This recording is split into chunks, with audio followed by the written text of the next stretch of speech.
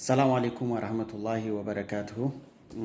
ዛሬ ደግሞ ልነግራችሁ የመጣሁት ስለ ቁርጭምጭሚት እብጠት ነው። እንግዲህ ብዙ ልጆች ቁርጭምጭሚታችን አበጠ፣ ቁርጭምጭሚታችንን አመመን እያሉ በጣም ከሩቅ ቦታ ስለሚመጡ እንግዲህ ቤት ምን ማድረግ አለባችሁ የሚለውን ነገር ልንገራችሁና በዛ ማይሻል ከሆነ ነው ወደኛ የምትመጡት ማለት ነው። እንግዲህ የቁርጭምጭሚት እብጠት ብዙ ምክንያቶች ይኖሩታል። ከነዚህ ምክንያቶች ውስጥ አንዱ በተመሳሳይ ሁኔታ ለረጅም ጊዜ መቆም ወይም ደግሞ ለረጅም ጊዜ መቀመጥ ነው። በዚህ ምክንያት የሆነ ህመም ይዛችሁ ብትመጡ በመቆም ምክንያት የመጣ ነው ብለን ምናልባት ቫይታሚኖችን ሰፕላይ አድርገን ከመላክ ውጭ ሌላ መፍትሄ አይኖረውም ማለት ነው። ከዚህ ውጭ ውፍረት፣ እንግዲህ ከአቅም በላይ መወፈር ለዚህ ለቁርጭምጭሚት እብጠት አስተዋጽኦ ያደርጋል ማለት ነው። ጨው የበዛበት ምግብ መመገብ፣ አንዳንድ መድኃኒቶች ለምሳሌ ሆርሞን ቴራፒ ላይ ካላችሁ የእርግዝና መከላከያ የምትወስዱ ከሆነ ለቁርጭምጭሚት እብጠት ይዳርጋሉ ማለት ነው።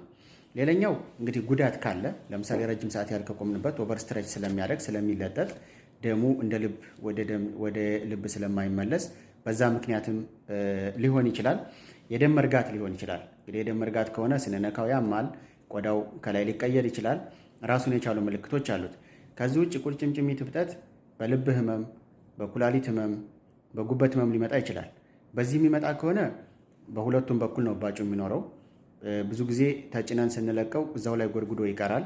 ሌሎች የኩላሊት የልብ ወይ ደግሞ የጉበት ህመም ምልክቶች አብረው ወይም ደግሞ ከዛ ቀድሞ ይኖራሉ ማለት ነው እንጂ ቁርጭምጭሚት ብቻ ማበጥ ብቻውን ለልብ ህመም ወይ ለኩላሊት ህመም ወይ ደግሞ ለጉበት ህመም ምልክት ላይሆን ይችላል የብቻው ማለት ነው።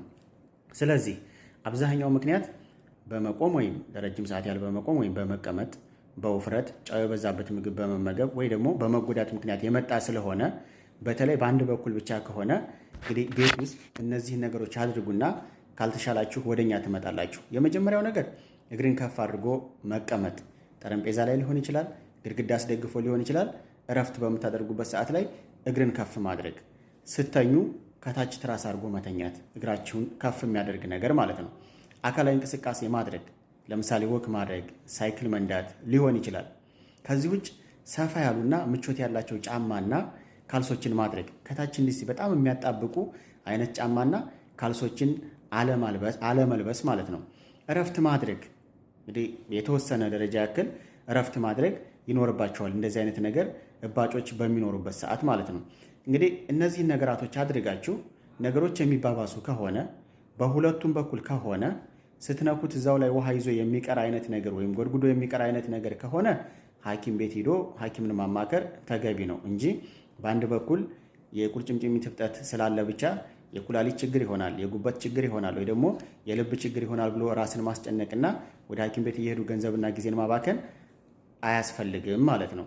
ምክንያቱም አብዛኛው ምክንያት ለረጅም ሰዓት በመቆማችሁ፣ ለረጅም ሰዓት ያህል በመቀመጣችሁ ወይ ደግሞ ውፍረት ወይ ደግሞ ጨው የበዛበት ምግብ በመመገባችን የሚመጣ ስለሆነና ቤት ያሉ ሬሜዲዎችን ወይም ደግሞ ቤት ያሉ ሕክምናዎችን በመታከም መዳን ስለሚቻል እግርን ከፍ በማድረግ ብቻ፣ አካላዊ እንቅስቃሴ በማድረግ ብቻ፣ የሚመቹ ጫማና ካልሶችን በመልበስ ብቻ፣ እረፍት በማድረግ ብቻ ይሄ ቁርጭምጭሚት ላይ ያለ አብዛኛው እባጭ በራሱ ጊዜ የሚወገድ ነው ማለት ነው።